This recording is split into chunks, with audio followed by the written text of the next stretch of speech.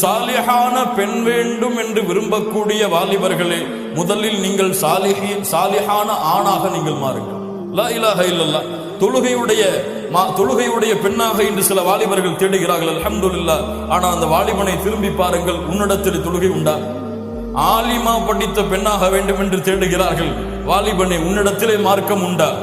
நீ குற்றம் இல்லாத தூய்மையான எந்த ஆணிடத்திலும் பழக்கம் இல்லாத ஒரு பெண் வேண்டும், பேஸ்புக்கிலே பெண்களை தவிர வேறு யாரையும் வைத்திருக்காத ஒரு பெண் வேண்டும் என்று தேடுகிறாய். லா இலாஹ இல்லல்லாஹ்.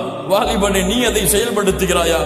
நீ சுத்தமாக இல்லை என்றால் உன்னிடத்திலே அல்லாஹ் சுத்தத்தை கொண்டு வந்து சேர்க்க மாட்டான். நீ அசுத்தமாக இருந்தால் உன்னிடத்திலே அசுத்தத்தை தான் அல்லாஹ் ரப்புல் ஆலமீன் கொண்டு வந்து சேர்ப்பான். சூரா நூருடைய 26வது வசனம் அதை சொல்லுகிறது.